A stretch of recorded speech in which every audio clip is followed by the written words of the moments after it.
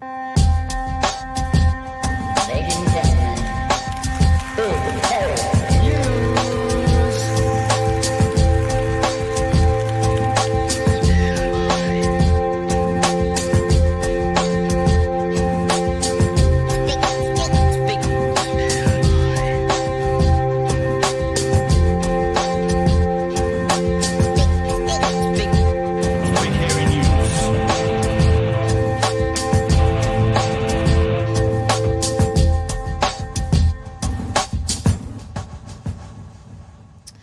Hey, kia ora koutou te whānau. Welcome back to another edition of Big Hairy News. Kia ora, Chewy.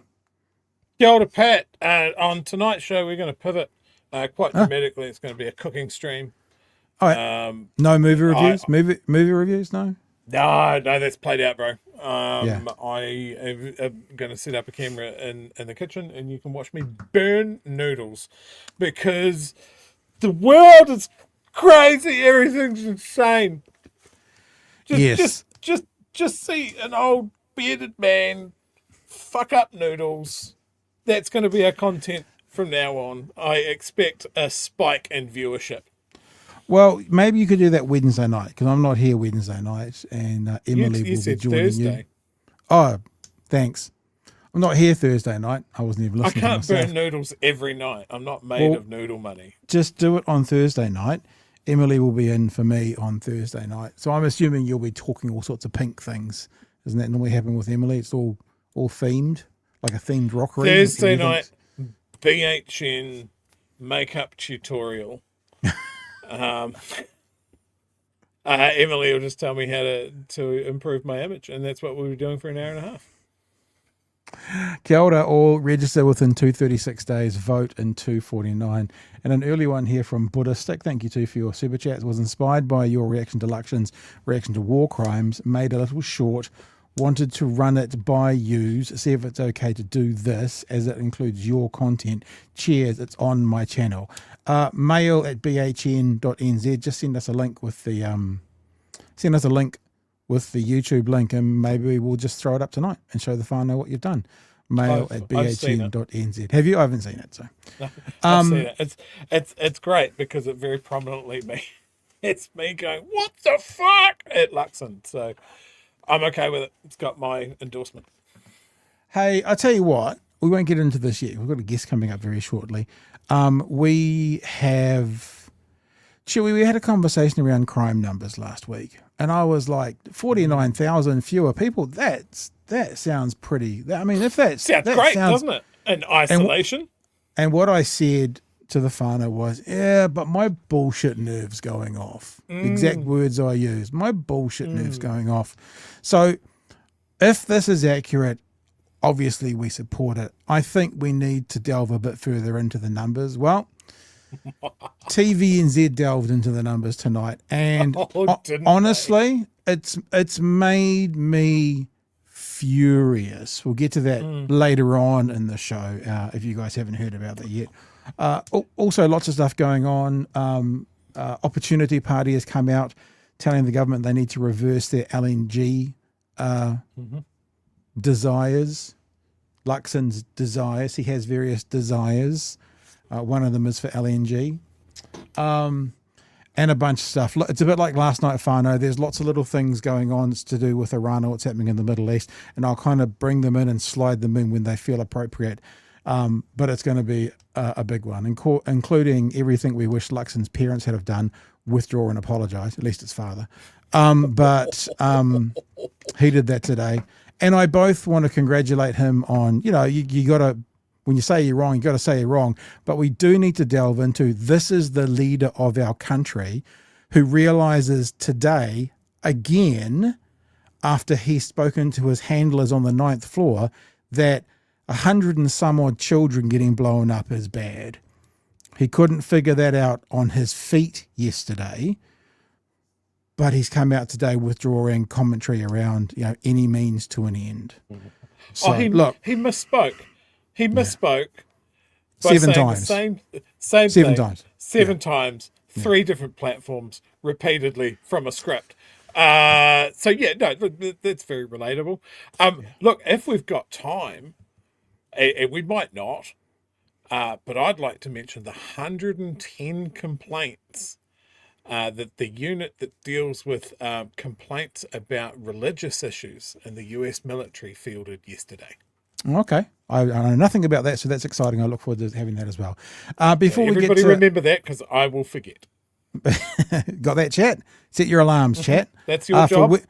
Chat, when we finish our 1 hour show at 11:15 tonight, set your alarm for then, so to remind Chewy to get it done. Just before we bring Jeremy in to talk to us a bit about the ethics of war, just war, and all those things we talked about last night, I want to say, because I haven't really done this for a wee while, a huge thanks to all of our lovely patrons.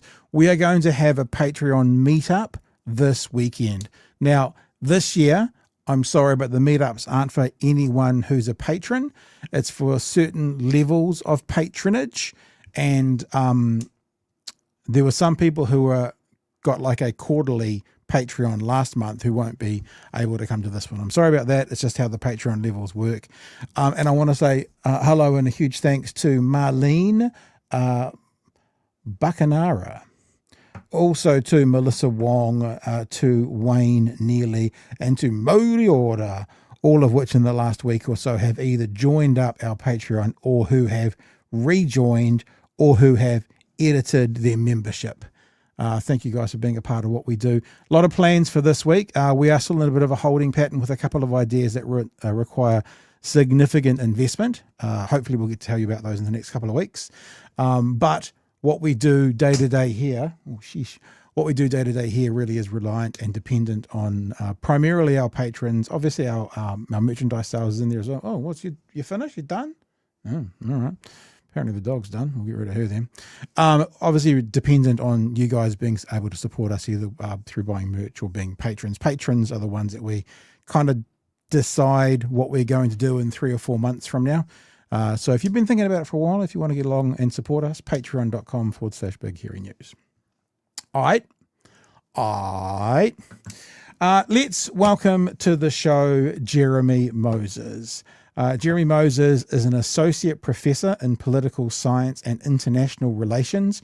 His broad area of research interest is in theories of international relations with a particular focus on issues surrounding humanitarianism, war, pacifism, and military technologies. Welcome to the show, Associate Professor Jeremy Moses. Good evening, sir. Kia ora, Pat and Chewy, and thanks for having me. Yeah, very good.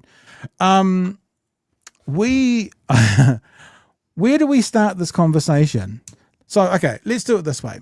Last night we posed the question, Jeremy, about ethics within war.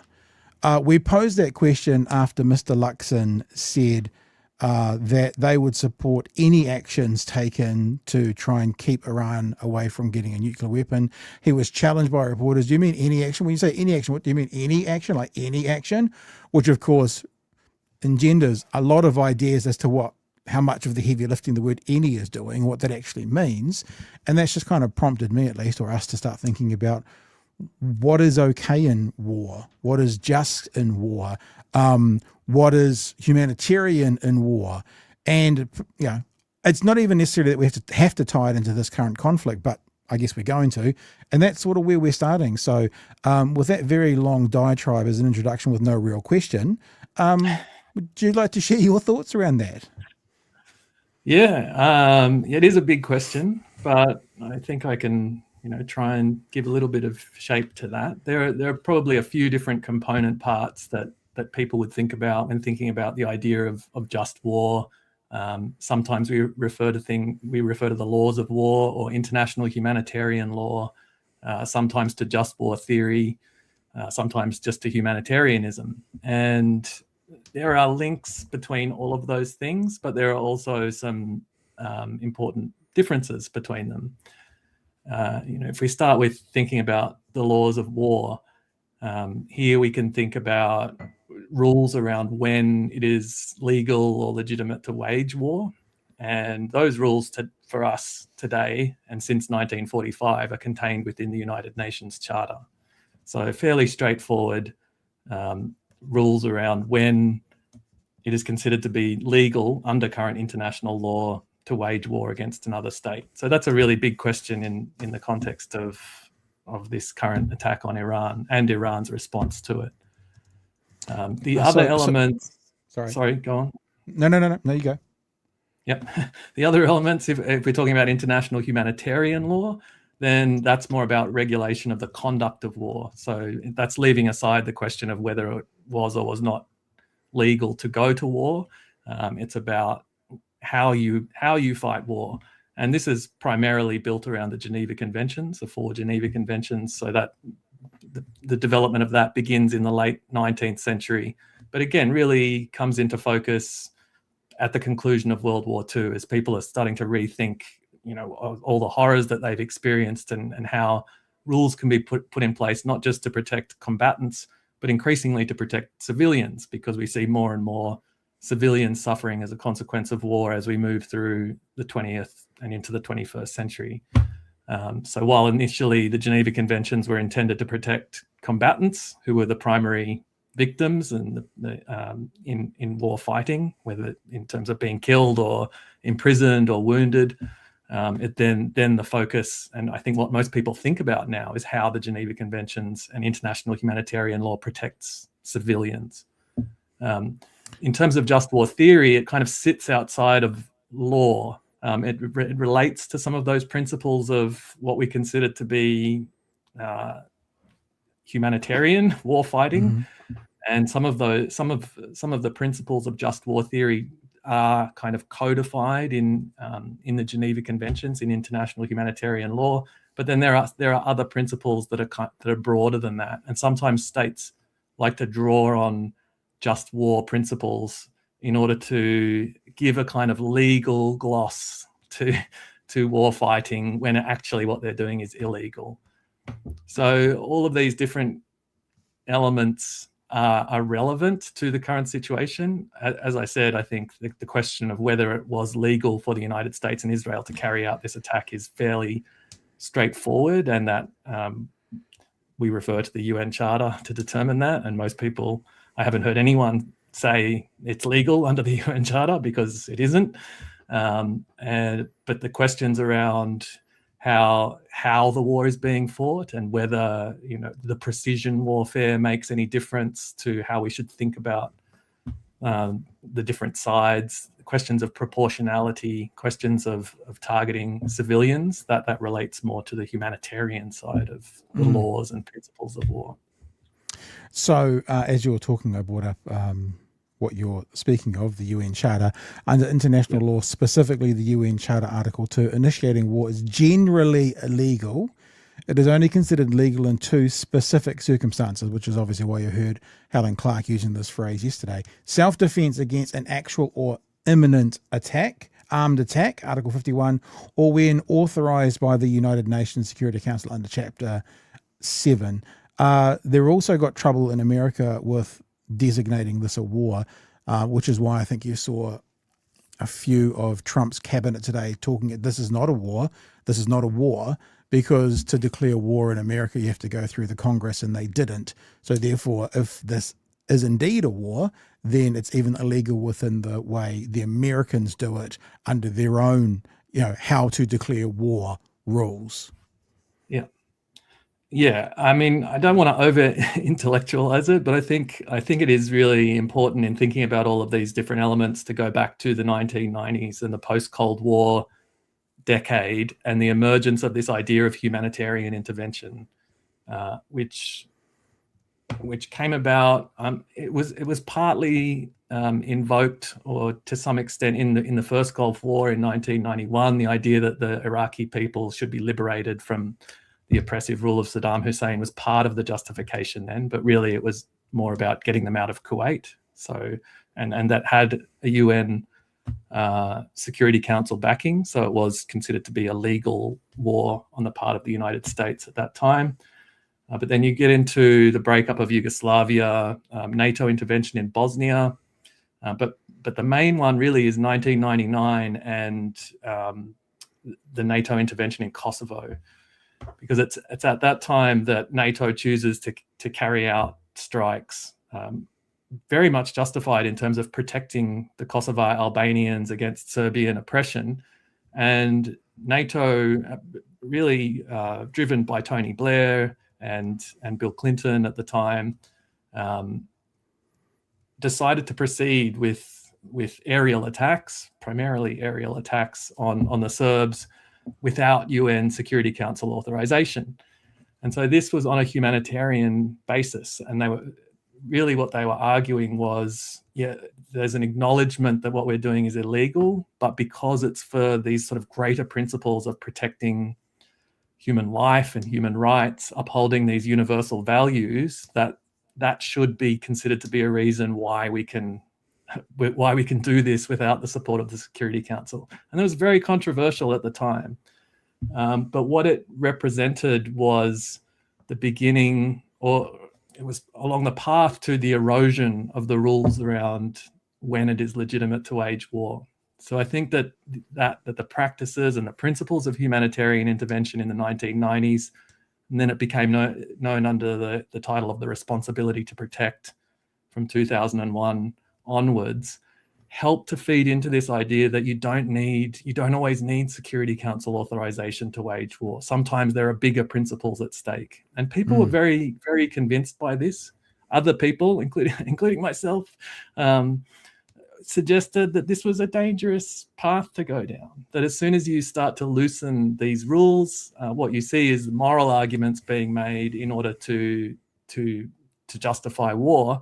And ultimately that just serves the interests of the great powers, that those who are able to carry out these really extreme aerial bombardments of other states with very little risk to themselves would take advantage to the loosening of the rules around when it is legal to wage war. And I think that that's what's happened since that time. And that this is kind of the high point of that now, that the rules no longer are considered to be relevant to the United States.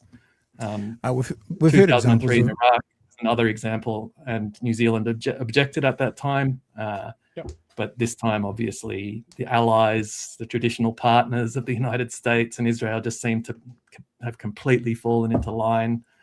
They're reading from, if not the same, very similar scripts as they did last year when the United States bombed Iran in June last year. So it's quite an interesting time to be observing this stuff.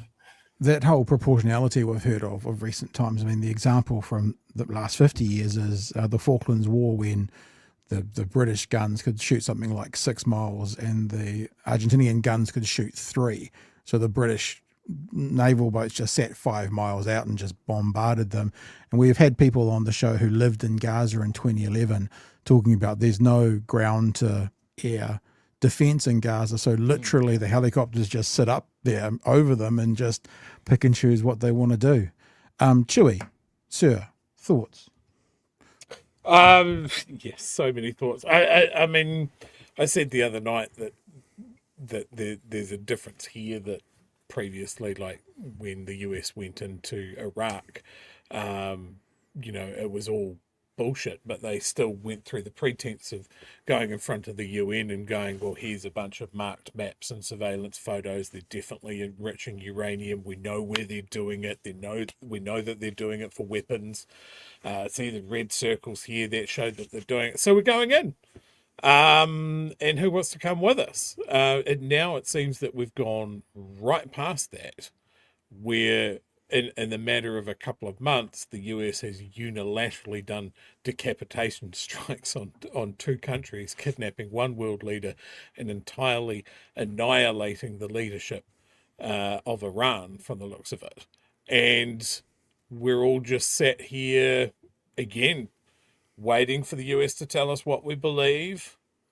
There doesn't seem to be really anybody that we want to be standing up saying this is wrong. I noticed that Russia did. I'm like, all right, dude, settle down. You've done your own illegal invasion there, so maybe you can just sit this one out. But it does seem that this is the UN completely sidelined to the point of irrelevance. The US is flaunting its ability to just do what it wants, that there are no consequences that it cares about at this stage. And that, to me, is pretty frightening. And I think the message that it sends to powerful nations like Russia, like China, is this is the world you live in now. You won't get any pushback from the UN that's worth paying heed to. And now your only thing is, do you want to go head to head with the states? And all that takes is someone going, yeah, I'll have a crack. I've got a backyard full of intercontinental ballistic missiles. Let's roll the dice. It's a pretty scary world to live in.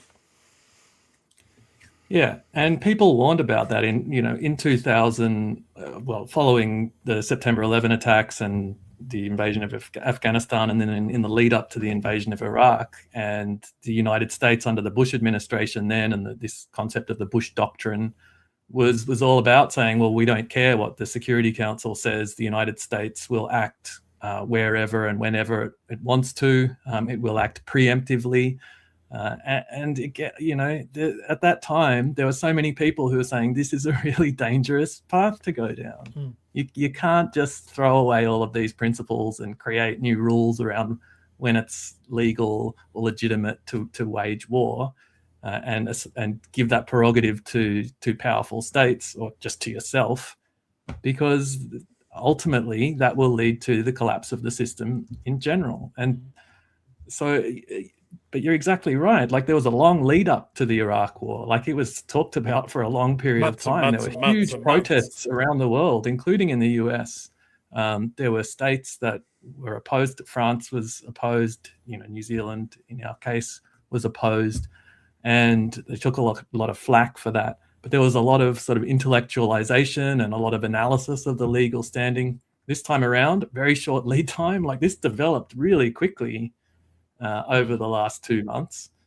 Suddenly, Trump was talking about bombing Iran again. It was kind of out of the blue. And it could be 3 really days, been it could be 4 weeks, it could be years. Yeah. We don't know. We're just rolling the dice. We're free and easy on it. Yeah. Yeah. The reaction is really interesting. I keep thinking about this Davos. We keep hearing about this Davos speech by Mark Carney, and I've got it here because one of the things he said: will be principled in our commitment to fundamental values, sovereignty and territorial integrity, the prohibition of the use of force except when consistent with the UN Charter, and respect for human rights. And people lauded Carney for this. It's like, finally, he's saying what everybody thinks. He's talking about the end of the liberal order, but that states are going to stand on principle against the US if that's necessary.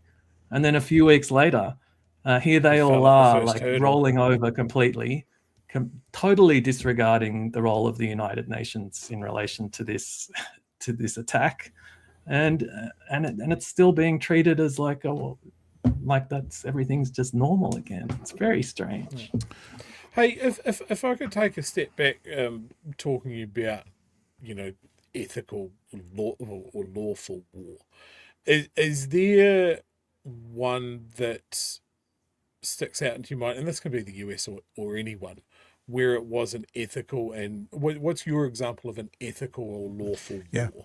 I've got the same question. Has there ever been a just war? Has there ever been an ethical war? Because civilians, when the wars we think about, civilians always die, and that's a war crime, isn't it? Yeah. So has there ever been one?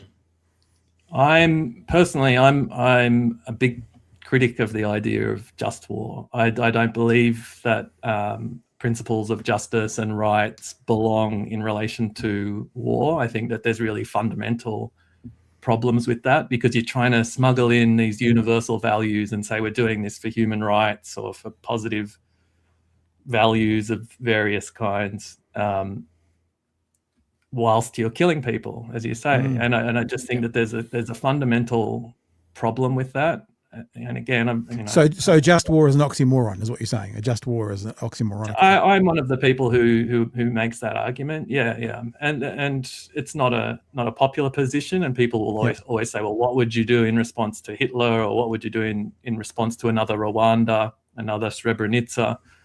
But will they also say, well, what would you do in response to Gaza? I think there's always this politics that make us decide, well, who's good and who's evil, who's worthy of protecting and who's not worthy of protecting. And as soon as you have that political position where you think some people are good and therefore we should go and help them with force, but some people don't deserve that help, such as the people of Gaza who've been suffering this genocide for coming up to 3 years, 2.5 years, that they're not worthy. No one's really ever spoken about the need for an outside intervention to try and protect those people. So it really exposes the failings of the idea of humanitarian intervention and the responsibility to protect, and the concept of just war in general, because you can't anchor the politics of war are so divisive. If you're going to be killing people, then you have to really demonstrate that they're evil and that they don't deserve to live anymore, and that their towns and cities should be destroyed in service of some higher goal. That doesn't work if you're claiming universal human rights and human values. It's just these two things are incompatible. Yeah, to me, right, and I don't mean to use an old Western adage, you're talking about also the idea of who's wearing the white hats. Who's white hatting it? Who are the good guys? Who are the bad guys? Like in the old Westerns, the white hats were the good guys and the black hats were the bad guys. Whereas it seems in the two most sort of recent wars that we've talked about, one is Gaza and this current one, it's like there are no white hats. Now, that's of the people who are actually fighting. The white hats, the innocents, are the civilians. And I've just brought this up. And this is Gaza. Sorry, Gaza. Talk about that for so long. This is Israel. Israel is getting hit by missiles because Israel flung missiles at Iran. And so the people of Israel, the people in Tel Aviv, the civilians, they're as innocent as the civilians in Iran. And we always get caught up that who are the white hats, and sometimes there's no white hats. I don't think there was any white hats between Hamas and the IDF. I don't think there's any white hats between the Israeli military and the American military and the Iranian regime. But it's the innocents that get killed. And it just made me think today, people are dying in Israel. Civilians are dying in Israel because Israel and America attacked Iran in this current conflict. People are dying in Iran because Israel and America attacked Iran. And I just had this thought, and you're far more knowledgeable, actually both of you guys are far more knowledgeable than me in either war or the academic side of things, but it feels like Iran for a long time had been sort of kept at bay by the threat of, if you fuck with us, America's going to mess you up. And now that America is messing them up, they're like, oh, well, let's go for it. And because of what's happened in the last 4 days, Iran is now off leash to do whatever they want. We've seen those videos, be they AI or not, but the idea of the number of drones and missiles that they got, the reason they're getting through the Iron Dome primarily is they're sending like 40 missiles. And the Iron Dome's taken down 35 of them or whatever. We're not ever going to debate the pros and cons or the ethics on the Iron Dome, but the other 5 are getting through, And I just come back to that thing. For the people who are at the pointy end of the war, it seems again, they're all wearing black hats. There's no good guys in this, and the civilians are the ones who pay for it. How do we address that, if at all? Address it well. Again, it comes down to people's political preferences. So, and that's always going to exist in human society. People are going to have their causes, they're going to have their ideologies, they're going to have their nationalisms and their preferences for one state or one religion over another. And it's over those divisions and those differences that wars are fought, and over those divisions that people make decisions as to who they consider to be good and who is evil. What I would say, and what I'm trying to say, is that there's no sort of objective or universal way of making that decision. So even if you go back to World War II, the horrors of the Holocaust, of Hitler's invasions of surrounding countries and the millions of people who died, all of that is horrifically evil, but so too is the firebombing of Japanese cities, of German cities that killed hundreds of thousands of people, the dropping of the nuclear weapons, obviously.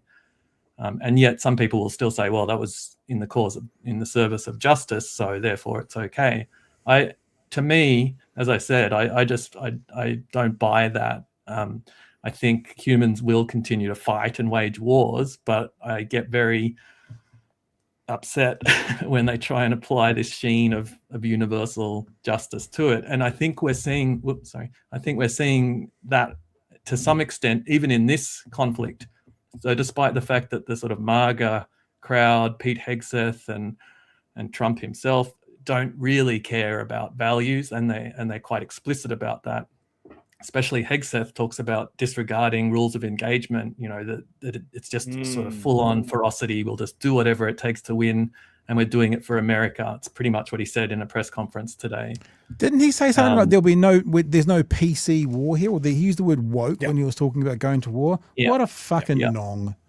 Yeah, but at the same time, that Trump is still talking about regime change to protect the brave Iranians. Other states, like the Canadians, are using that. Australia, I think we've heard that in Luxon's justifications, that they want to talk about protecting the human rights of the Iranian people. So they are trying to smuggle in this kind of, well, we're doing it for the good of the people, even though the United States administration, very divided as it is, and unclear about exactly what the causes and potential consequences of this are, is still using some of that. And I see that as well in like online forums where people are trying to defend America's actions by saying, oh, so you're defying the will of the Iranian people, the people who are celebrating the death of Khamenei. We should be happy that this has taken place. All of that kind of points back to that humanitarian interventionist enthusiasm that developed in the 1990s and was the root of this major erosion of the rules and norms of warfare that led us to this point, from my point.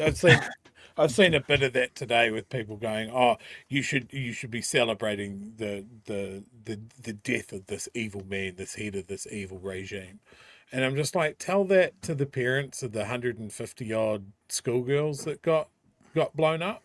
Like, will they rationalize the death of their children for you in New Zealand to go, yep, that this is worth it? It's not the same. It's all very, very relative.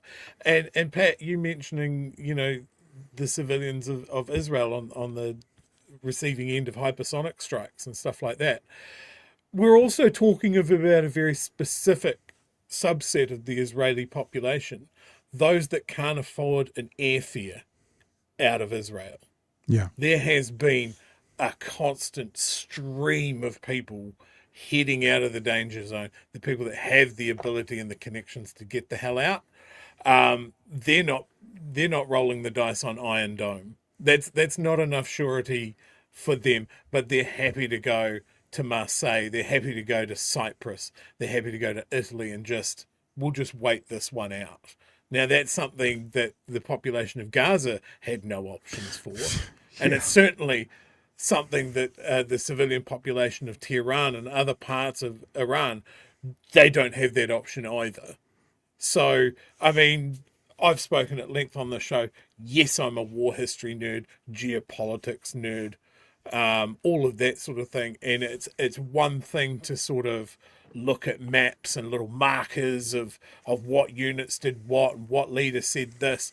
But you peel that back, and all of these little places that the markers on the map are going to, they were villages where people used to live in. And I guess it's really come into stark relief for me watching, TikTok footage of Gaza, watching civilian shot video from Ukraine of what it's like living in a war zone, to go, fuck, this goes a lot deeper. And every time some old man decides, I'm going to take a chunk of this country, or these people don't deserve to live in my country, or my ego's been questioned, so I better just underline that because the midterms are coming up, that there are people that had no fucking choice in this that are always, always, always on the receiving end. Yeah, and there's been reports of people starting to cross the border into Turkey from Iran now as well. So refugee flows are going to be a consequence of this. We don't hear so much about the impact on civilians in Iran as we do in Israel or in the Gulf states. But clearly they're suffering a much more intensive bombardment than they're inflicting, than what Iran is inflicting on others. Yeah, it's a real mess of a scene. The other thing that I thought was really interesting today, I guess this is going off on a slightly different track, was, and probably the most insightful thing of the day, was from Marco Rubio saying that the reason that the United States went into this war is because we learned that Israel was going to attack anyway, and we were worried about the consequences of that for Americans in the region, and that's why we're involved, which was a completely new one. No one else in the that was startlingly honest there, wasn't it? It was just like, wow, they were going in anyway, so we might as well join in because all of our military bases are around Iran, so we need to protect them. We've had at least half a dozen different justifications, and even the ally, like even Luxon and Albanese and Starmer and others, Carney, are showing a bit of that confusion as well. It's like, what is it that we're supposed to be? What is the message here? They want to be on message, but I don't think anyone's quite sure exactly what it is. And maybe there's a glimmer of hope in that, in that there's it seems to be a real lack of appetite for it across the US administration. It seems to have been potentially a fairly whimsical kind of decision that the US has made, perhaps that Trump has made without strong backing from others. And that is if that's the case, it'll be interesting to see how long that can last. Yeah. Hey, look, we're gonna wrap. That's the heaviest use of the word whimsical I've heard. Well, yeah. We'll wrap it up there. You were talking about how the like within the American system, they're not such fans of this. Well, I want to play one clip before we go. Not that we endorse this particular lady's view, Marjorie Taylor Greene, but she was on with a particularly revolting person, Megyn Kelly, today. And, it's like when we talked to Chester Burrows after he left politics. When people leave politics, they seem to start talking the truth.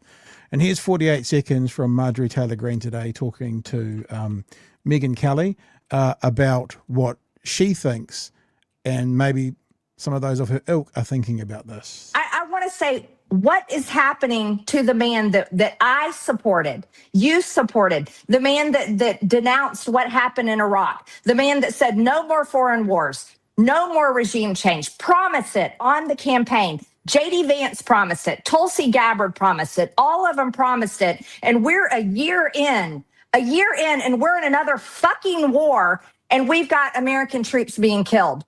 I think it's time for America to rip the Band-Aid off, and we need to have a serious conversation about what the fuck is happening to this country, and who in the hell are these decisions being made for, and who is making these decisions. Now, as I said, we don't necessarily endorse the messenger there, but the message is interesting, coming from a certain sector of America. Anything to wrap up with, Jeremy? Yeah, well, a little bit of inter-fascist fighting is always probably a good thing. And on that, one thing I think that's worth thinking about and watching and remembering is that what prompted the formation of Al-Qaeda was the stationing of US troops and the attack against Iraq in 1991 using Saudi Arabian territory. This was one of bin Laden's primary causes that he opposed this. And Saudi Arabia's politics is much more complicated than people think. Those anti-regime currents still exist in the country. And I think today the attack on the embassy, the US embassy in Riyadh, and the warnings that have come from both the Australian and American governments, not just for the Gulf states, but for the entire region right across to Egypt, that people should leave those places, is not about what Iran is going to do, but about the potential that Americans and others are going to be targeted by groups or people within those countries. This is something that the regimes in the Gulf states don't want, and you could also define that as a kind of inter-fascist infighting within those states. The regimes themselves are awful, but so are a lot of the ideological, theological groups that oppose them. So there's political stuff that's going to be bubbling under the surface that hasn't yet become evident with this sort of early enthusiasm for bombing, which always seems to grip Western media and publics. Hey, Jeremy, thank you so much for joining us tonight. I know you shared with us before you came on that you'd given up social media at the moment. So if you ever need an outlet, you've got my number and you can come and share your social media vibes on the show, whatever night you want to, because it's been a pleasure to have you. Thank you for your time. Sounds delightful. And we appreciate your thoughts. All right. All the best, Jeremy. No worries at all. Thank you. See you later. Cheers, mate. All right, shall we? Oh, I know there's people going. Taylor Green. I know. There's people going crazy in the chat about it at the moment. Again, we don't endorse the person, but it's interesting when. I mean, it's because, mind you, she was going a bit ballistic at Trump before she left politics, but after she'd announced she was leaving. She's super jaded on it, but every time this happens, I just think that I think it's an Onion article or something like that. It's just got the headline, "Worst person you know has just made an excellent point." Well, like Laura says, the timeline is cooked when Marjorie Taylor Greene is making sense. Yeah, and look, let's just boil this down. She's making sense, but probably for the wrong reasons. Yeah. Festering like when you scratch behind the surface, it's just like, no, we shouldn't be waging foreign wars. We should be wrapping up black people in black bags and burying them at home. Or getting rid of those Muslims, those Muslims. We need to be horrible domestically, not internationally. Yeah. I appreciate Jeremy's time. That was wicked. That was wicked. More guests and stuff coming up this week. It's a great conversation. Like I like, if this wasn't going on, even just the topic of let's discuss the legality of something as horrible as war, or what is a just war, is something that I would just sink my teeth into over the space of many, many hours. Yeah. And the more you think about it, whatever example you've got in your head, it doesn't hold up. Nothing holds up. Like okay, so World War II. Yeah, the Nazis were cartoonishly evil, doing something unspeakably horrible. But a lot of countries weren't really worried about that. They were worried about other things, like the fact that Germany is not inside Germany anymore. If Germany had just done the Holocaust domestically, people would have just gone, But they wanted to expand their backyard for a new pool down through Poland. Yeah. And that was the bigger issue. There's an interesting chat here. I understand what Magic the Gathering is, but I'd like to know the connection here by Magnetic Tuatara. Every time I see Marjorie Taylor Greene, I think, MTG, Magic the Gathering. Got you now. Yeah. Magic, because it's MTG. Not every time I see Marjorie Taylor Greene, the person, it's every time I see the letters MTG. I think Magic the Gathering. I thought because she's a bit of a gnome, maybe she's gnomish looking and stuff. Some other Google chats. her feet. Oh, dude. Laura says, another Republican president, another war. I saw a meme today with a picture of George W. Bush looking very happy, and the meme was something like, finally, when the reaction when someone today Googles American president and Middle East war sort of thing. It was George W. Bush looking all happy because obviously it would come up as Trump. That was the deal. Exaldia, security-wise, see something old, say something. See something odd, say something. Even here, because our feckless leaders, this would include people acting odd in crowded spaces. Okay. I guess the thing about that is, what if you see something like a juggler? I mean, one of those dudes sitting in the park with a drum circle. Could you get rid of those drum circles? Even when it comes to something like that, right? Because that phrase is just everywhere on London's underground because they have had terrorist attacks and that sort of thing. But here in New Zealand and in Australia, it's not necessarily, Hollywood level terrorists with headscarves and AK-47s and stuff like that. Like that thing that happened in Perth where someone threw a homemade bomb into an Aboriginal didn't go event. They're lucky that didn't go off. But that was such a flash in the pan as far as the news cycle goes, Yep. wasn't it? It was barely covered on the day we spoke about that. The guy's names come out and you can Google it, but that was gone out of the news cycle Because it didn't go off. so quick. That's yeah. why.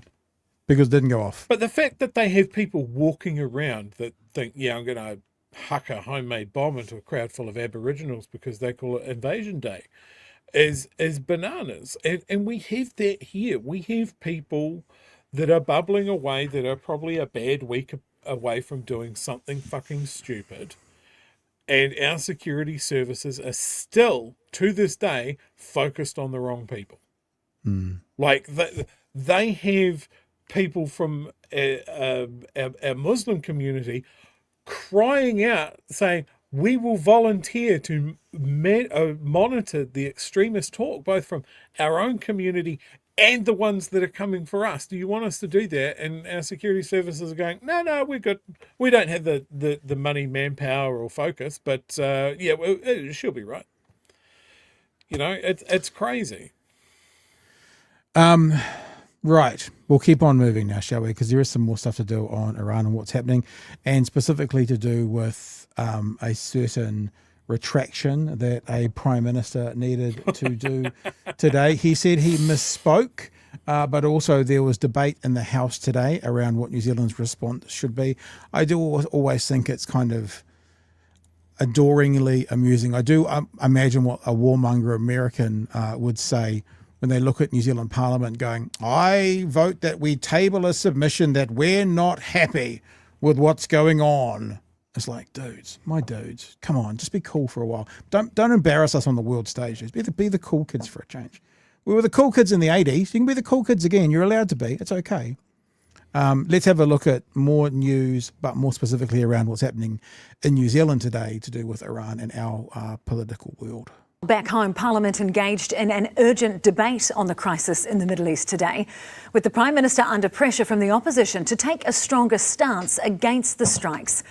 It comes as Christopher Luxon wound back his statement that any action to curb Iran's nuclear program and repression of its people was a good thing. Today, clarifying he misspoke and there was a limit to what New Zealand would support. Here's senior political correspondent Jenna Lynch. Putting it on the parliamentary record. Mr Speaker, I move that this House express its concern at the escalating conflict in the Middle East. Can we please make it publicly known that we're expressing concern about all those bombs? I'm not actually mocking Christopher Luxon saying this. I'm mocking the Westminster system of Parliament. It is. Can we make sure it's noted in the books, please, that we are concerned about the events happening in the Middle East? Deplores civilian casualties and calls on all parties to respect international law. The government moving to formalise its dismay at the chaos unfolding in the Middle East. Escalation by Iran and its proxies through retaliatory attacks across the Gulf and beyond is reprehensible and not the pathway out of this crisis. Instead, we urge a return to diplomacy. Yeah. I was just thinking that actually as well. What about, so escalation by Iran's not acceptable.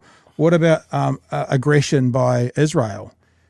I mean, unfortunately, I don't have the full clip here, which I should have done. But in theory, you'd say escalation by Iran, aggression by Israel is unacceptable. That would be the correct terminology to use.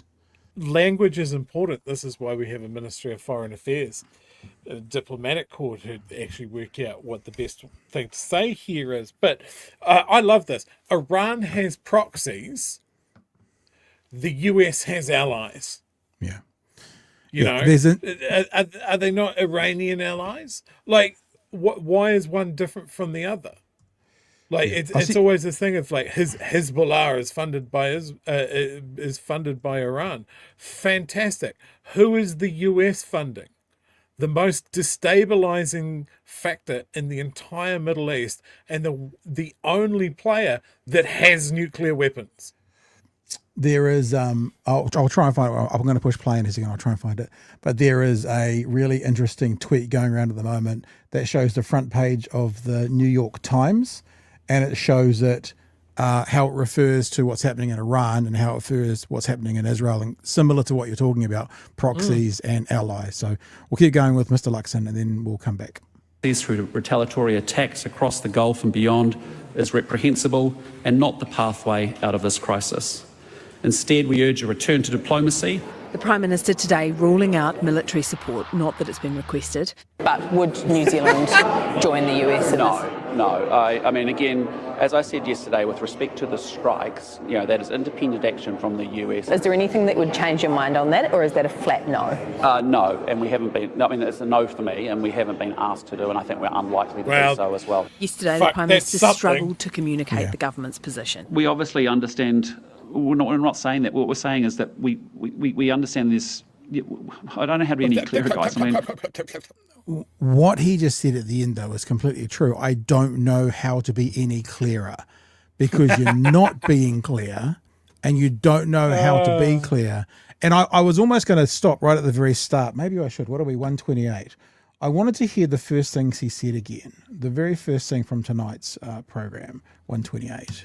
Putting it on the parliamentary record. Mr. Speaker, I move that this House express its concern at the escalating conflict in the Middle East, that it deplores civilian casualties and calls on all parties to respect international law. The government moving to formalise its dismay at the chaos unfolding in the Middle East. Escalation by Iran and its proxies through retaliatory attacks across the Gulf and beyond is reprehensible and not the pathway out of this crisis. Instead, we urge a return to diplomacy. The Prime Minister today ruling out military support, not that it's been requested. But would New Zealand join the US in this? No. I mean, again, as I said yesterday, with respect to the strikes, that is independent action from the US. Is there anything that would change your mind on that, or is that a flat no? No, and we haven't been. I mean, it's a no for me, and we haven't been asked to do, and I think we're unlikely to be so as well. Yesterday, the Prime Minister struggled to We'll just keep going. I don't know what I was thinking. Communicate the government's position. We obviously understand. We're not saying that. What we're saying is that we understand this. I don't know how to be any clearer, guys. I mean, after he said that any action to stop Israel in its tracks would be a good thing. Any actions that stops Iran from getting a nuclear weapon is a good thing. Any actions that take to stop them from sponsoring terrorism is a good thing. Any actions that stops them from killing their own people is a good thing. Do you stand by that? Well, I think I misspoke on that. I mean, we've long supported actions. As I said to you, I said any actions rather than long supported actions. So this is, again, the conversation around he needed to go away because right, he could have been any news outlet would have taken him yesterday afternoon. He could have got out of that house and gone, oh, fuck, okay, let's go down to the tiles. Let's phone up my mates at ZB. Let's do something and let's nip this in the bud immediately. It's taken him 24 hours and, Chewy, not just 24 hours, but 24 hours and being asked again by a reporter. Now, I want to go golf clap for retracting what you said, but I'm hugely concerned that the leader of our country, I know we're not America, we don't have a president, but our Prime Minister couldn't figure out yesterday that any means to an end was okay, that when he did figure it out, like either because he got out of the chamber, or he got out of the press conference and his handlers went, oh, he didn't then straight away go to the media and go, hey, just a real quick stand up, guys. I realize I misspoke, did it straight away. It just doesn't, it's like I don't want to be just seen as a leftist attacking this government. But when something's worthy of being attacked for, I think it's okay to attack. You fucked up yesterday. You didn't correct it yesterday. You didn't correct it this morning. You didn't go to the media yourself, and you had to wait to be asked a question before you then said, oh yeah, by the way, you were just hoping that was going to sneak by and no one was going to bring it up again, and then you would never have to say. That's how it feels. And so I'm sorry, you get a small amount of credit for retracting, but 99% of that percentile, I'm still on your case about it. I'm not even going to give him that, Pat. That'll shock you. Because he didn't misspeak. He didn't. He said exactly what he planned to say. He said what was exactly what was on his script. He said it several times, over and over and over.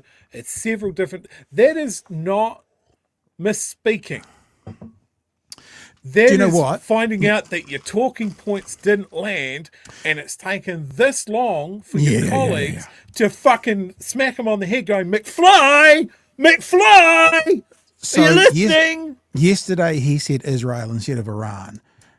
anyone in the media, there was no headlines. He says Iran's going to, he said, because we all knew it was him. I do it all the time. Sometimes I'm editing things and I've said chippy instead of chewy and no one pulls me up on it, but it's obviously I've made a mistake. Or even Israel and Iran, it was obvious he made a mistake. But you're right, Chewy, the number of times he said any, like it wasn't a slip of the tongue and then the next sentence he'd said not any, it was any. So yeah, I think that's fair. So what I think this is, right, is we talked about Hegseth and we talked about Trump and the language that they're using about this. It's all very macho, fucking sheriff laying down the law to the outlaws. You know, it's very tough guy thing. And I think that this was kind of Luxon's attempt at it. Like just a broad black and white statement. No, we support any action that means that the bad guys don't get nukes. Now, here's the problem. Our media, at least at this stage, isn't quite as jingoistic and in the pocket as the American media is. Well, except for Hosking, because he said it yesterday morning. Oh, yeah, first, no pushback. Let that fly. No pushback at all. And do you think that that's what it is? Is he came out of the Hoskings and maybe go, well, that went really well. Now to roll it out in on the press gallery, the always kind and forgiving press gallery, and all of them jumped on him all at once because that's an insane thing for us to say. Yeah. You know, no, I think that's right. I think that's right. All right, let's play some more of them. Words matter, to quote our Foreign Affairs Minister, and in this particular instance, words matter a great deal. And Chris Hipkins chose his words carefully and did not mince them. Dropping bombs, creating chaos, and then walking away will not give the Iranian people the future that they deserve. The US and Israel 100%. bombing of Iran is a clear breach of international law. Cool. There is no UN mandate for it. There is no evidence that these attacks were a necessary act of self-defence. Shows absolute contempt for international law. The government treading more carefully when it comes to questioning the legality of an ally's actions. I've seen a number of commentators talk about the legality of those actions. I don't know how anybody would understand without having access to the information the Israelis or the US has that they would be able to make that assumption. He's basically accepting the weapons of mass destruction debate without the US even having to make it.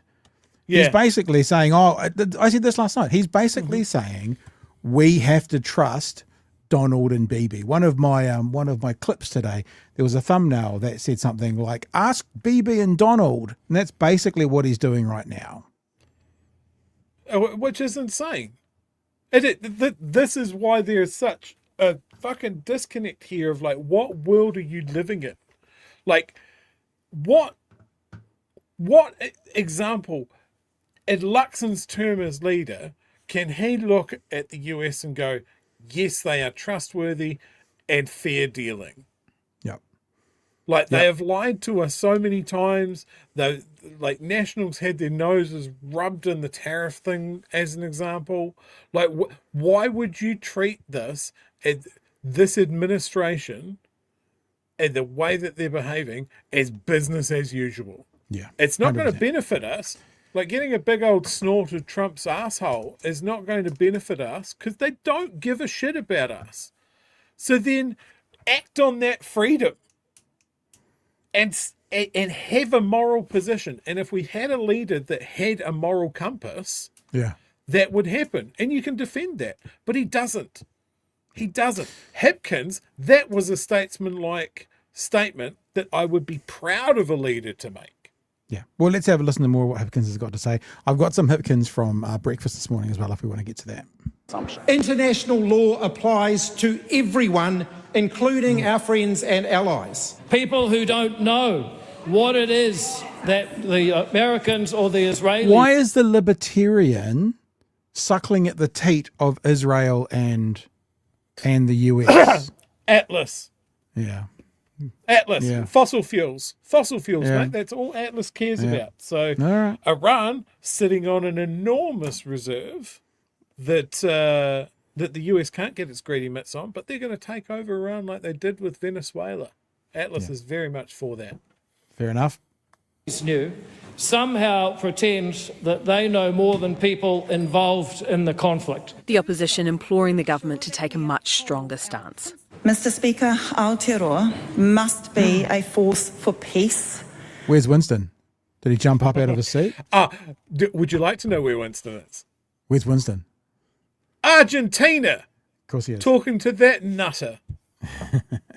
Not a bystander and certainly not a cheerleader for war, for further aggression, for escalation of violence. The Prime Minister pointing out New Zealand does not have a seat at the table to have a say on the strikes. New Zealand is far from the Middle East, and I do not overestimate our influence over events there.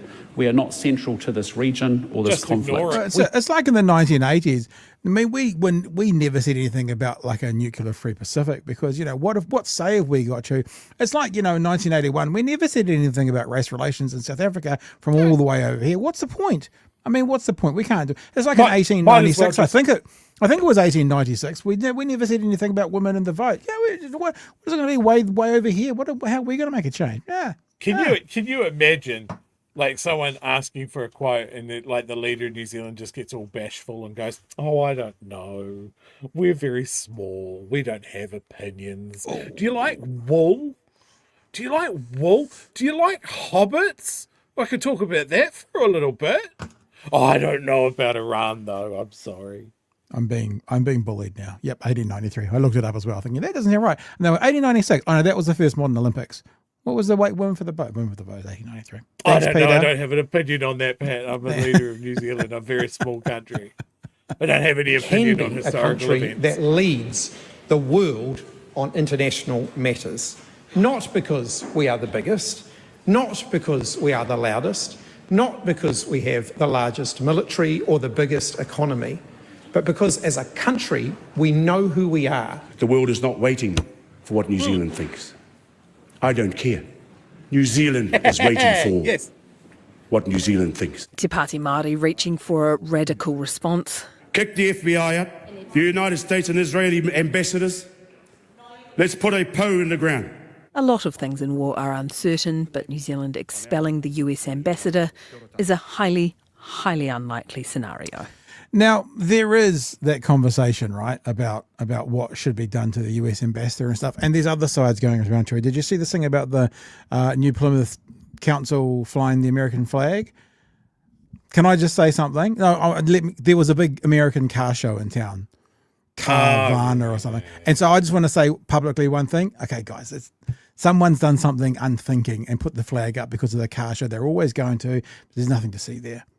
Some idiot hasn't thought it through. That's about that. Anyway, do you want to have a look at the full conversation? Let's have a look at that. It's only 2 minutes of the. Do you think he's going to stutter and stammer when he withdraws his statements from yesterday, or do you think he's going to be clear and concise? What do you reckon? Oh, I'm going to go with stuttering. I'm going to go Porky Pig. He's okay, not well, wearing his suit pants. I'll go clear and concise, just to be on the opposing side from you. I'm gonna make 2 some minutes. Money. This is the conversation. Just on your statement yesterday that any action would be a good action.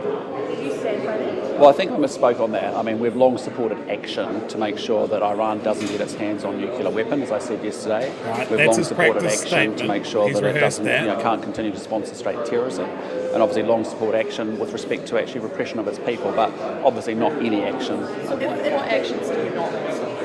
Well, again, what we're looking at is actions that actually deliver on the three things that we've long supported as New Zealand. And, as I said, that we want to support the things that we've long supported, and that's what we're going to support. There's any action that means that Iran doesn't get its hand on a nuclear weapon. Now, but it's not at any cost, obviously. I think the example was raised to me about carpet bombing. Well, clearly, that apart is not from what I said yesterday. Obviously, today. Yesterday, I not did so very obvious clearly yesterday. say any actions on the table as long as it. But obviously, that's not what I didn't mean that. I didn't mean that. Obviously, I said it, but obviously I didn't mean that. Want to see, but you know, we are supportive, as we have been under successive governments, around.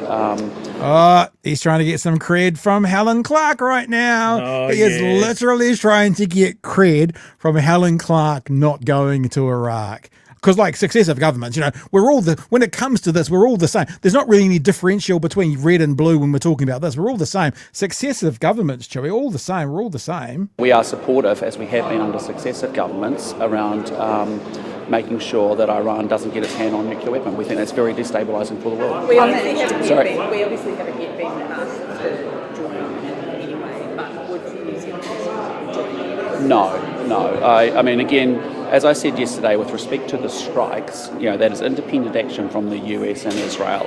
We have not been party to the information that has led to those strikes. We have not been briefed subsequently about those strikes at all. And the Americans and the Israelis obviously have information that have informed the basis for those strikes. Obviously, they have the information. What he's saying is those actions were justified. He's literally saying that because he's saying that the US and Israel obviously have information that led to their actions. So he is endorsing the actions. He's saying, I trust Bibi and I trust Donald. Obviously they wouldn't just go and do this without the evidence. So obviously they've got the evidence that we just haven't seen. So that's an endorsement. They're not nasty Persian terrorists that can't be trusted. They're our psychos. Yeah. That never lie, that never made up evidence that killed millions of Iraqis. God knows we've just watched 2-3 years of what Israel wants to do, which is steal territory that isn't theirs, poison wells and rip up plantations, kick people off their lands, carpet bomb refugee camps, completely destroy cities. They're our psychos. We must listen to what they must have had justification to put a 1,000-pound bomb into a girls' school and blow up a children's hospital. You know, that's fine. That's our team.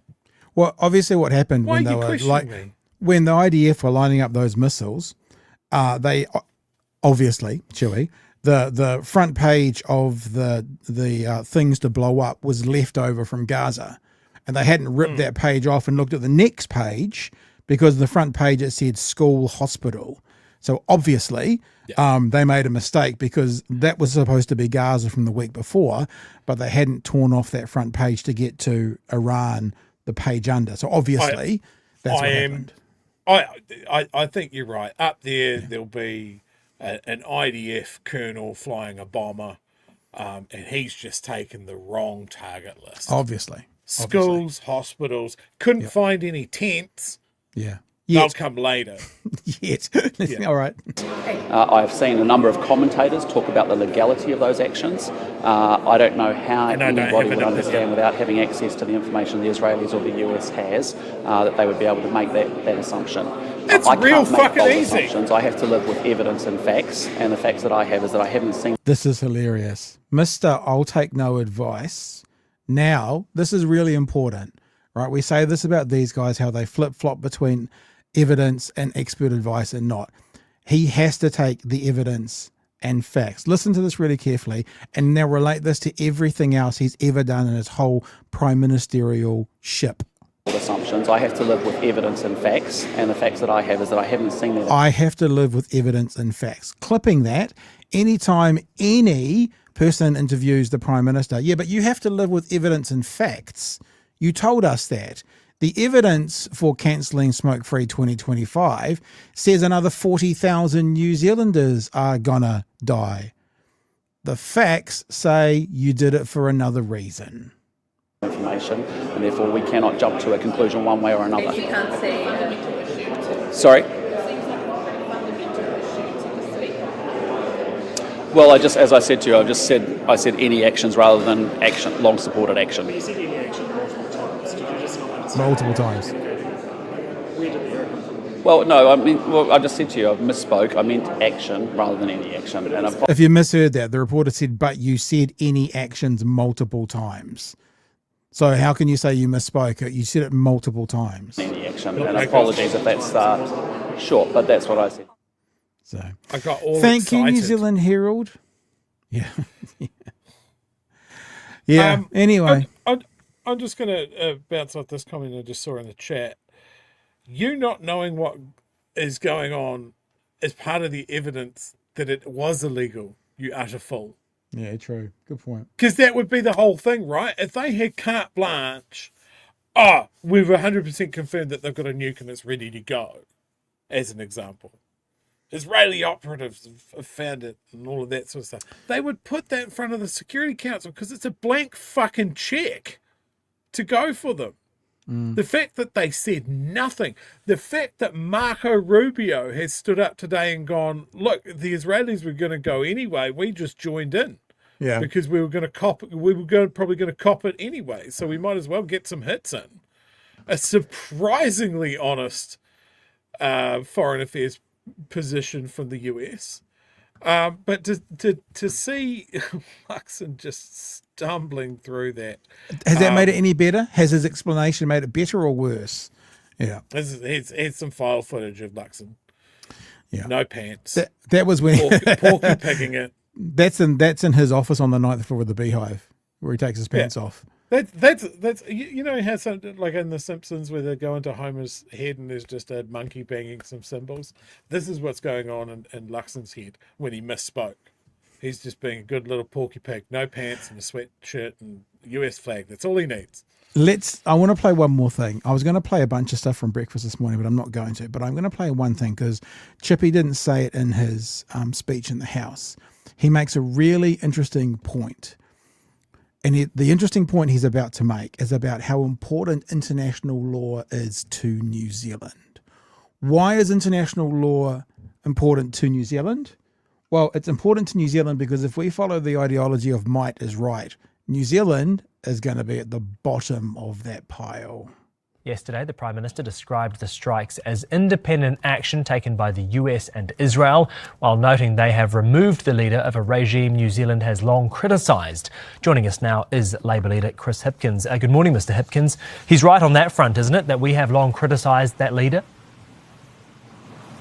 We have. That doesn't mean that we should be supporting airstrikes that are against international law. New Zealand has always stood for international law and we should continue to do so.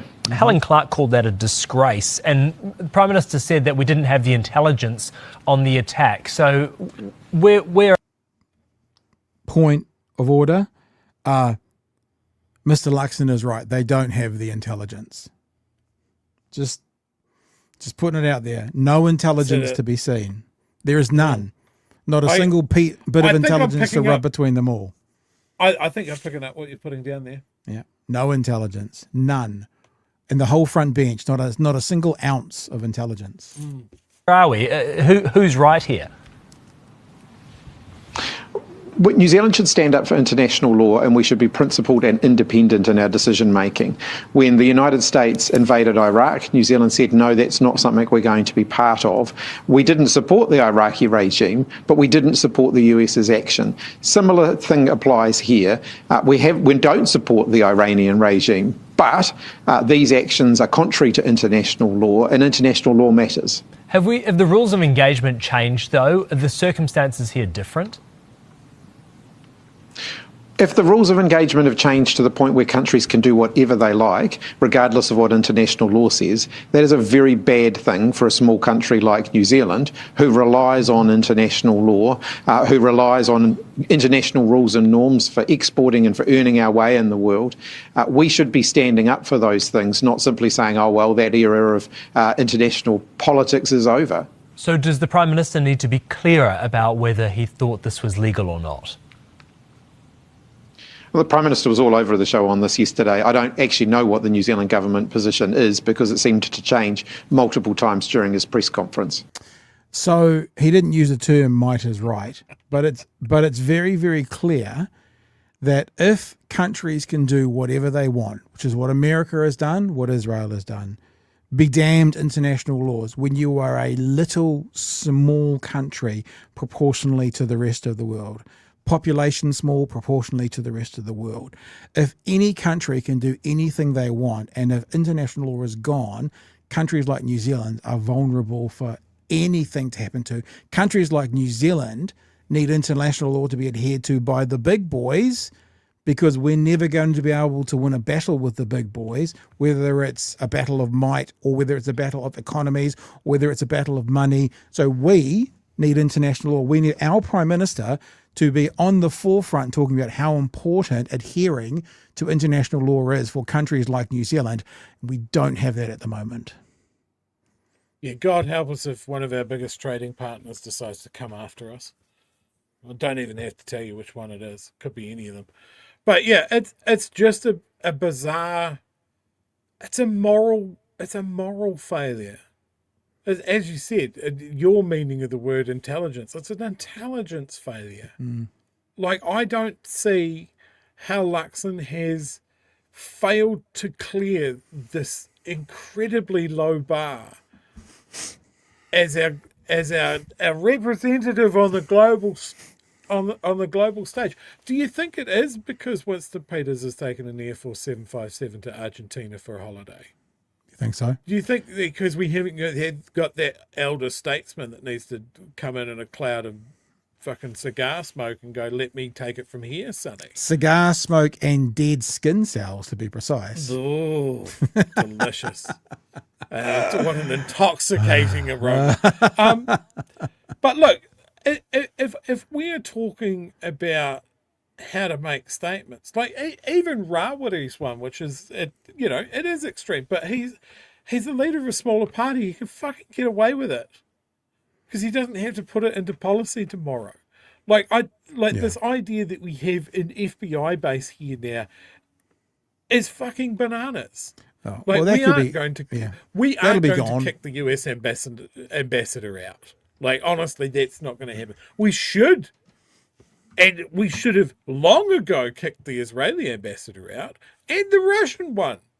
Like, maybe we should just have a carte blanche rule that if you start invading and bombing another country in an act of aggression, that it's not defensive in any way, then we kick your ambassador out. Just set that expectation.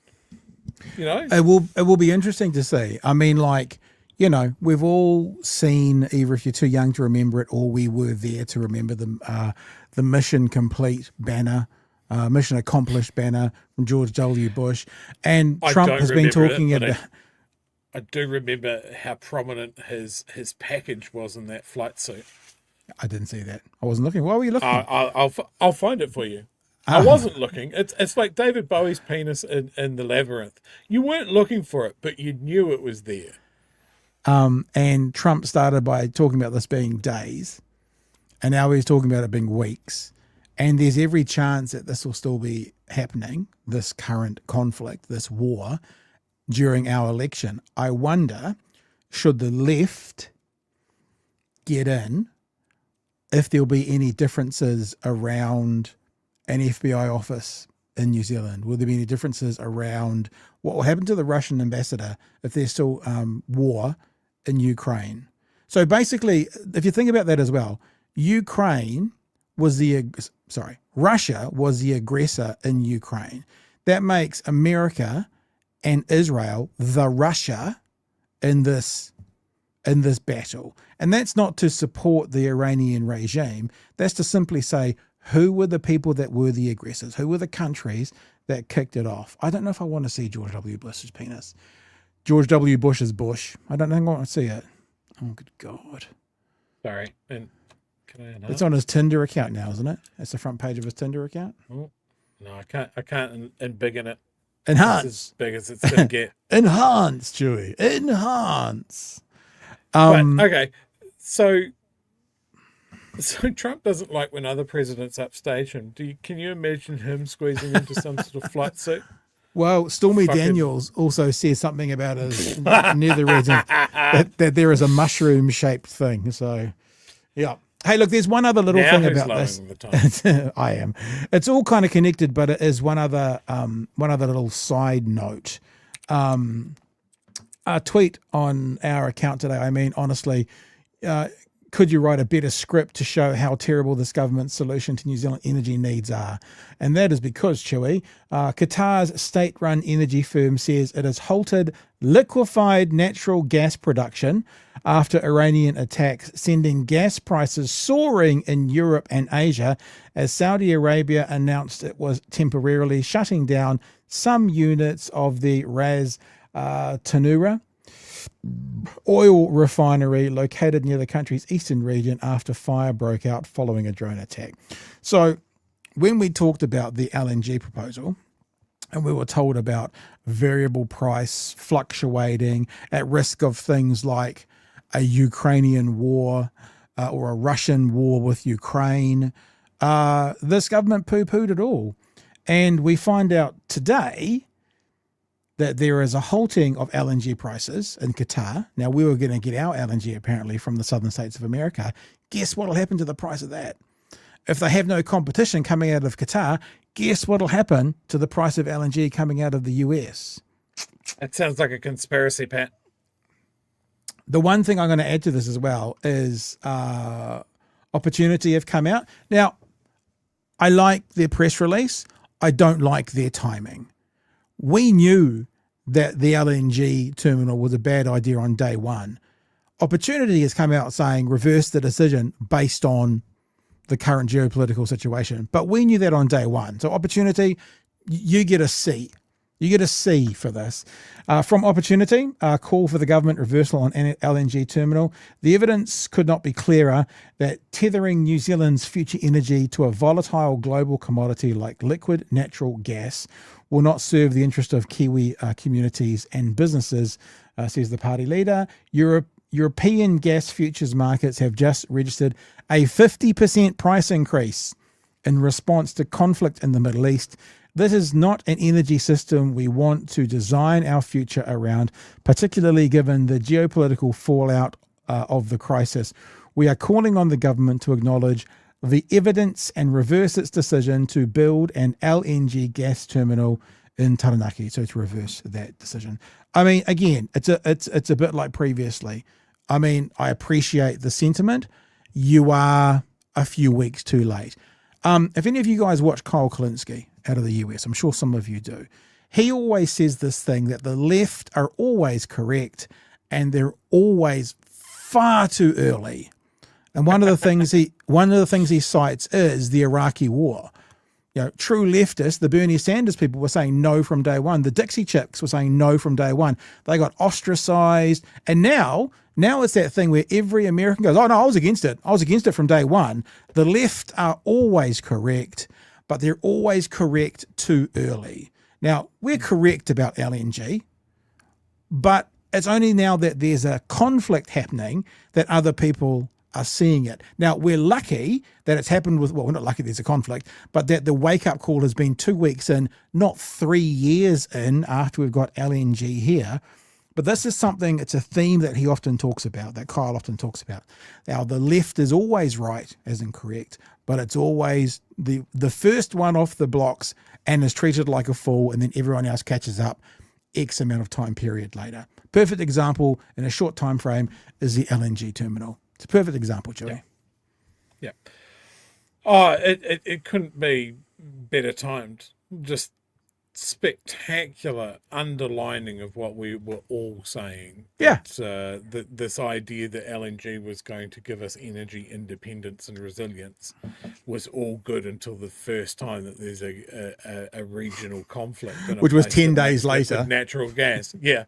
Fantastic. Yeah, well done. I did note RNZ had an article out looking into the fact that was it Simon Watts commissioned a report into rooftop solar subsidies similar to Australia, and then just basically disregarded it. Got them to do the work. In his words, kick the tires on solar subsidies.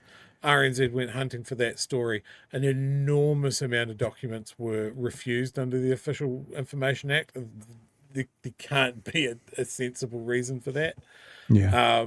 So yeah, these guys are just incompetent. Yeah. As you said, the lack of intelligence in this government is spectacular, and I think anybody that voted for them last time round really needs to have a look at that. Like We wouldn't trust I you can't reconcile it. to sit the right way on a toilet seat. Now, Chewy, are you? I know nothing about this, so before we go into our last story, are you endorsing this from Buddhistic?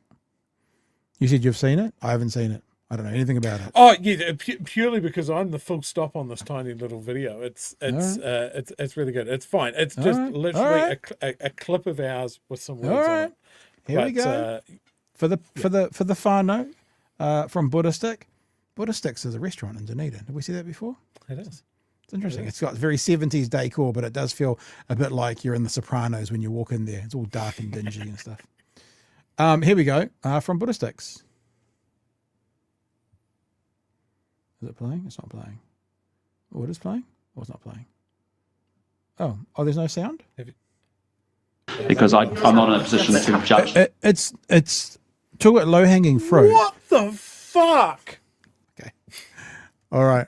Because I'm not in a position to judge. It's talk about low-hanging fruit. What the fuck? Okay.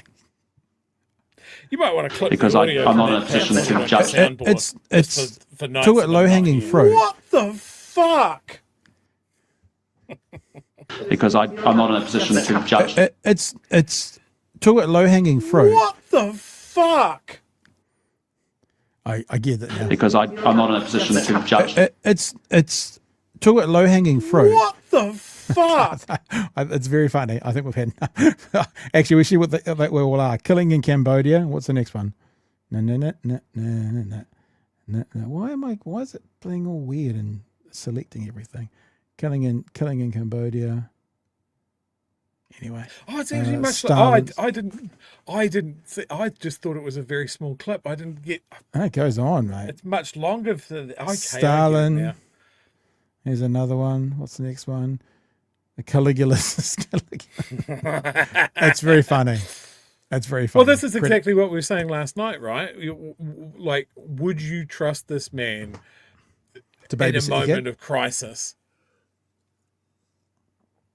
Yeah. You know, I think he probably does sit the wrong way on a toilet seat because then he's got room for his fucking snacks on the system, which is just smart, really. Here's the thing, right? Like, in all seriousness, trusting him in a crisis, he's proven himself yesterday and today not to be able to think quickly on his feet. Like yesterday, he wouldn't retract that anything to keep nuclear weapons away from them, anything. And he couldn't bring himself to saying 100 some odd girls dying at a primary school is bad. It's just the price you pay. We haven't children. It's fine. We haven't played it, but that clip from Shrek has been going around. Some of you may have to die, but that's a risk I am willing to take. And that's obviously about Trump that's going around. But it's like, yeah, I would be really concerned if there was a real serious situation. I mean, like, what the fuck would I don't want to trigger warning, but if there was like a Christchurch earthquake or a mass shooting or a Whakaari White Island, would you trust this man to run it? Because that woman that you chased out of the fucking country, she did it. She ran those. He's not a decisive man. He's not decisive. Yeah. I want to get angry one more time tonight. Because it's what we're about. And so we're actually moving away from Iran after an hour and 28 minutes. Don't worry, fam. I'm going straight back there after he's finished. About a week and a half ago, we were cautiously celebrating the idea that violent crime was going down significantly. Like, it was at something like 190,000 down to 150. It was like 50,000 fewer people, the victims of serious crime. I sat at this desk, Chewy sat in front of those T-shirts, and we said, if this is legit, this is to be celebrated, and this government is to be congratulated. And then I said, but my bullshit nerve is going off. So before we wholeheartedly, full-throatedly endorse these guys, let's dig into the numbers. Well, TVNZ dug into the numbers today. Let's play the article and then we'll have a bit of a chat about it. The government took another opportunity to publicise what it says are falling crime numbers today. But a senior political reporter, Benedict Collins, found out it's not so straightforward. The government's... It's not so straightforward is another way of saying it's horse shit. Crime updates come thick and fast. Every few months they let us know how they're tracking. A target had been set of 20,000 fewer victims of violent crime by 2029, and that's been reached already.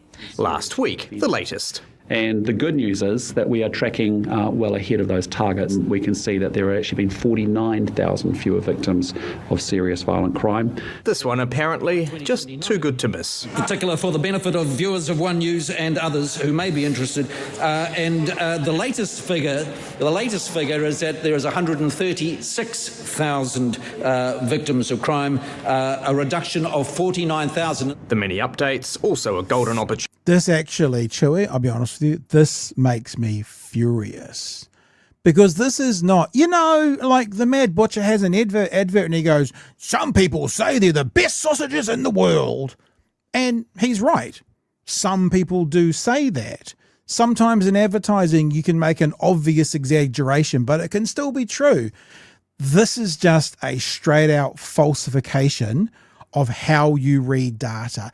A straight out false. This is a conscious decision that we're going to deceive the people of New Zealand and use it as an attack ad, and it's false.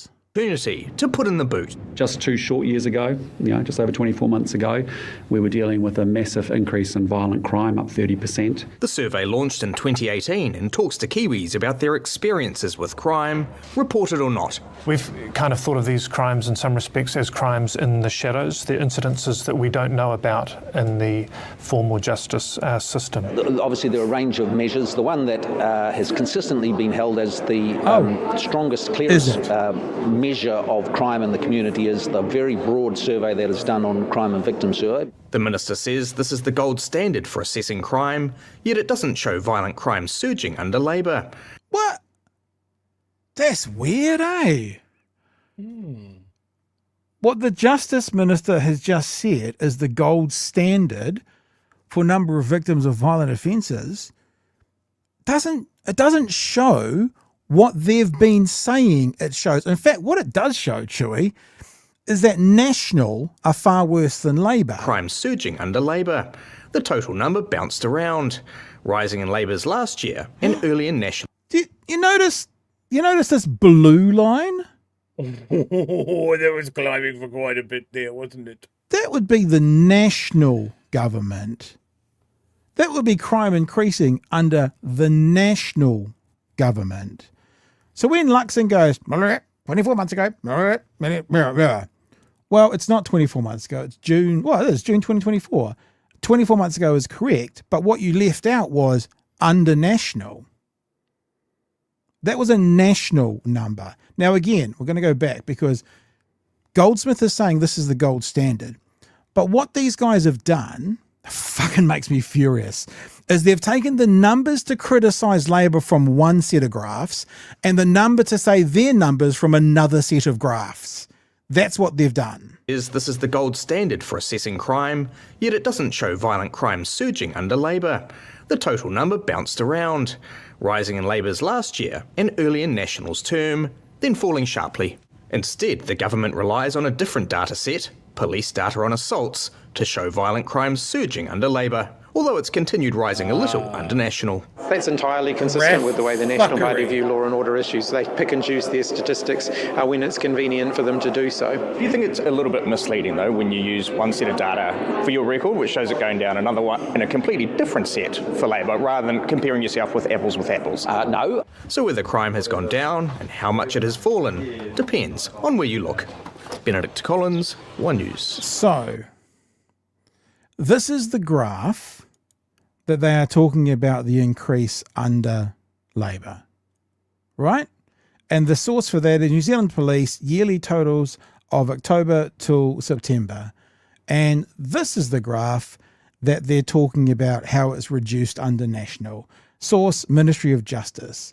They are using two completely different data sets, two completely different ways of measuring crime from two completely different company groups. Well, they're not companies, are they?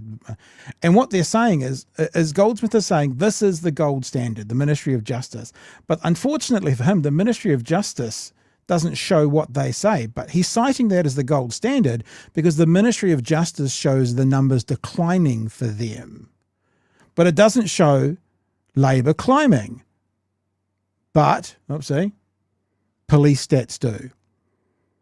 So they're using the police stats, New Zealand Police as their source for saying how bad it was under Labor, and they're using Ministry of Justice as their source for how they've reduced the number of crime. What they're leaving out about the reduced number of crime is that it was peaking most under them as well. They've left that bit out because, of course, on the other graph, it's just gone up, up, up under Labor, allegedly.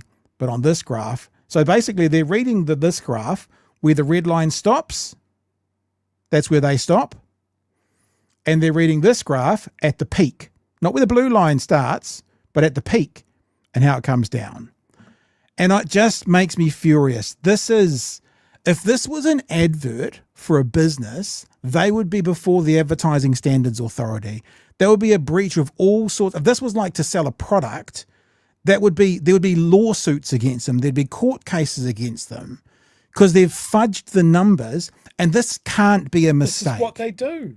This can't be a mistake. This is what they do every time. It's graph fuckery.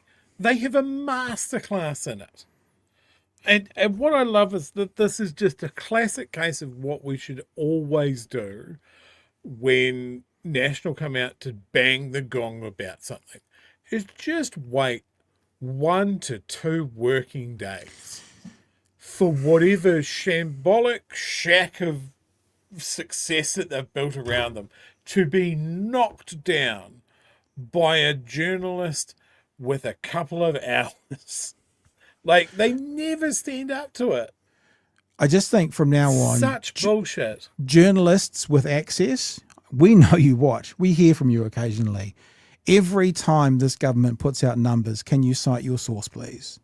Even if it's 2 different numbers in the same sentence, what's the source for that first number? What's the source for that second number? Because what they've done this time around is they've had 2 different sources for the numbers they're quoting. So if someone had asked them that question, they would have had, if they were being truthful, they would have said, oh, the New Zealand Police are the source for the increase in crime. And what's the source for the decrease in crime? Oh, the Ministry of Justice. Why are they 2 different graphs? Why would you do that? That's dumb. Like, straight out of the gates, that's dumb. There must be a dishonest reason for doing it. Like, we are going to see more and more and more of this. Look at National's Facebook page to see the messaging that they are going to be talking to your parents about so they can try and win this election. I was furious when I saw this because this is also, I mean, I'm not saying they are, but this is also the side of politics that a lot of them hold up their virtuous moral life, right? And they accuse the other side of being weirdos and, fringe people. Oh, we'll stay away from you. And they're not just stretching a bit of the truth. They are actively lying. Yep. They are active. And for Goldsmith to be asked that question, to go, like, basically ask the question, is that a little bit, is that a little bit dishonest? No, it's fine. It's like, it's a lot dishonest. Honestly, furious. Hey, Chewy, there is a lot of starred chats there. It's time for us to. I said, hey, Chewy, and Siri started talking to me. I don't know why. You'll need to unlock your iPhone first. Yeah. Right, So apparently, Chewy and Siri are the same thing. Let's get to these super chats, and we can say goodnight. Cool. Are you doing it, or I'm doing it? I'm not doing it. I'm going home. Okay, I've checked out. Yes, so the Falconer says, I heard today that Israel told America it was going to attack, and then it gave America the option to attack with them or sit back and be a attacked in retaliation by Iran.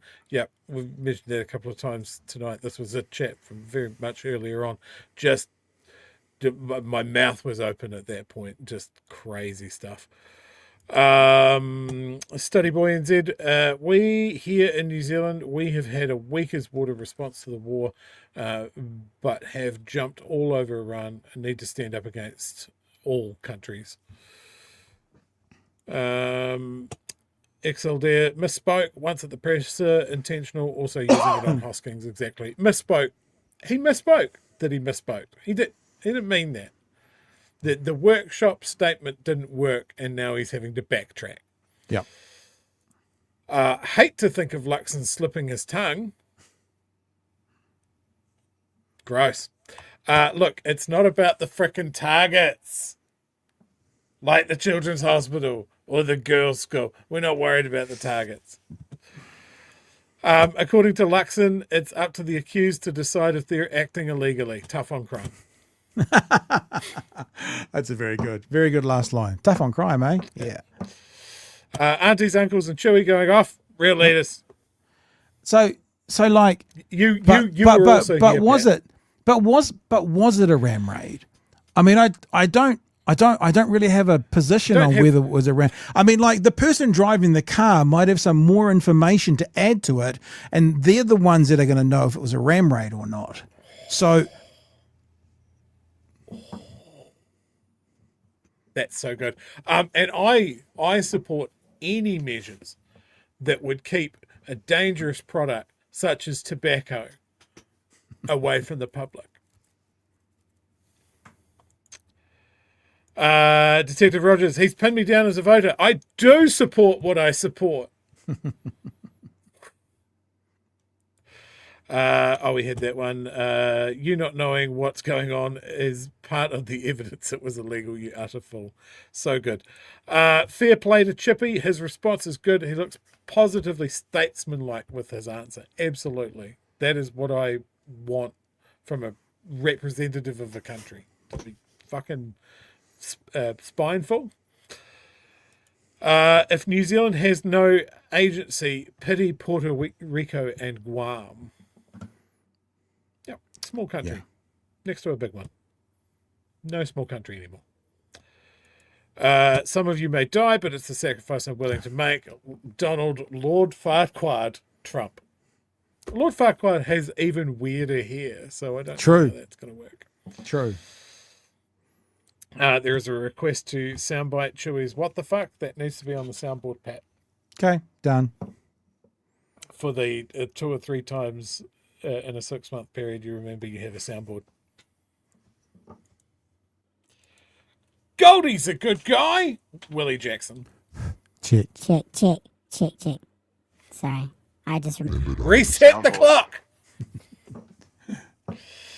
I propose continue the census as an authoritative source. That did need the air horn. You're good.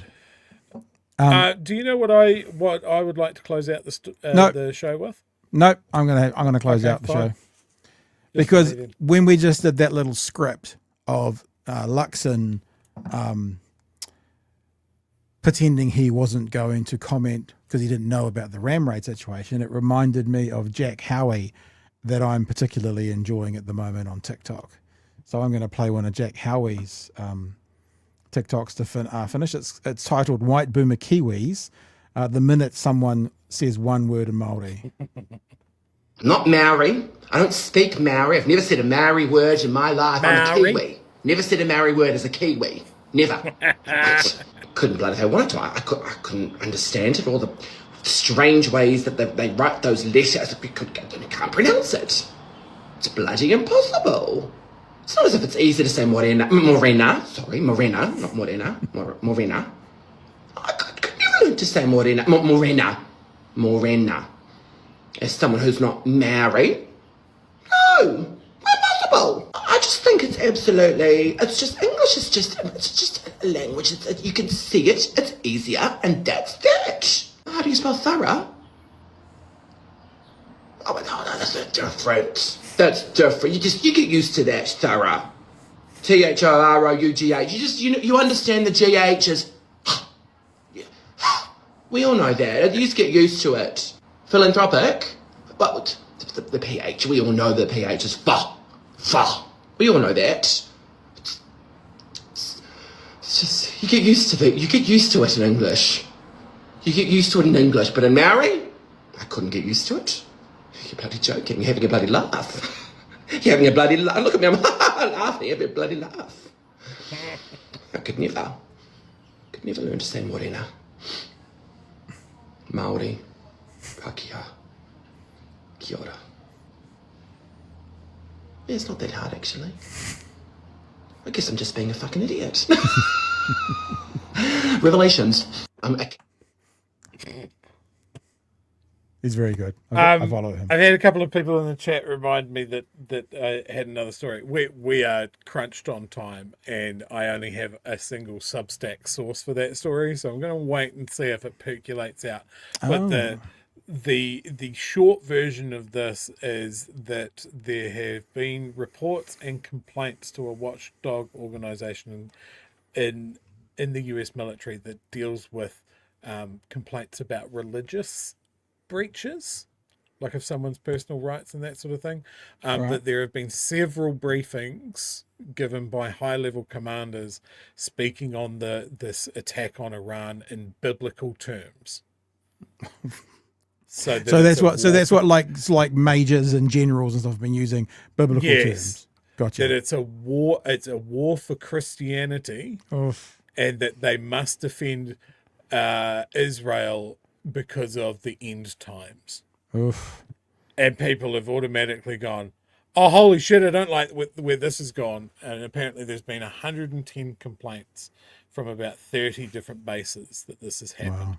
There is a Substack run by a former journalist who is now an independent. And I'm waiting to see if a bigger outlet picks it up. Who is it? Who's the journalist? Are you able to say, or do you want to hold on? Where is it? Jonathan Larson, adversarial journalism and commentary from the former executive producer of Up with Chris Hayes, senior producer at Countdown with Keith Obelman, veteran of The Daily Show, ABC News, CNN, The Young Turks, and more. Okay, go look at the moon, folks, says Pete. Yeah. Blood moon tonight. It's going to be going for a couple of hours, the moon. Yeah. The moon. So don't go now. No, you might miss it. I'm going to close out the show with, you know my opinion on AI stuff, right? You love it. Although I do love it. Do you know the thing about AI? I did see a really good AI today on Twitter of Donald Trump teeing off down the fairway of a golf course, standing on a coffin draped in an American flag.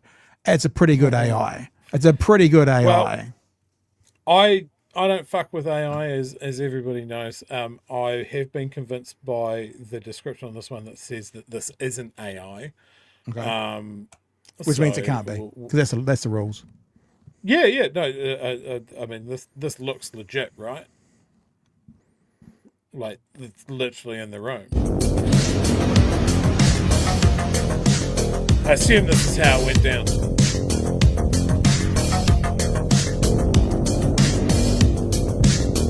This is why JD Vance has been so quiet.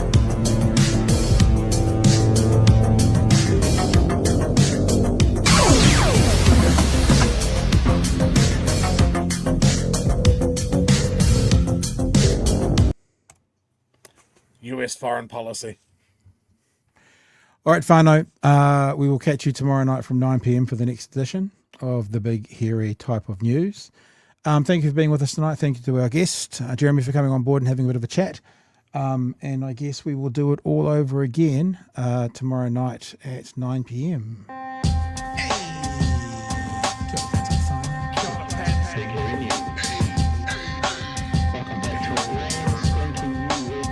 Help us settle a debate, whether it be thoughtful or funny, even if we're all creatures of hate. It's a fine line that we're walking together. For better, push aside the temptation to berate. Let's take a note of the corners we stand in. As many points as the hairs on my chinny chin chin. When the news that we're watching is hairy, knowing all the things that we need to be wary of.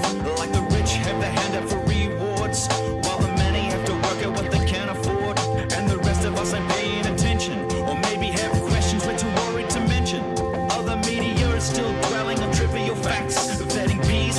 mice and the mice from the rats. And picking and choosing a warpath to run. And linking ourselves with the hill to die on. It's gotta come down to a welcoming vibe. With an A and a sub and a higher in mind. All heavily, either this way or that. And we'll be analyzed by what you impact. With the evil in the world trying to mess with your head. And you're sitting on the couch, you're thinking chivalry's dead. Each night, 2 nights, they're gonna sing you to bed. Oh, nothing else really to add, Chewy. Anything from you? Anything to wrap up with? Go look at the moon, but realise that if you stare upon her face for too long, the moon abhors clothing. Okay. Go be naked under a blood moon. Why Very not? good. Thank you, Chewy. Sorry Thank you, Whānau. to my neighbours. We will catch you tomorrow night from 9 p.m. Hooroo.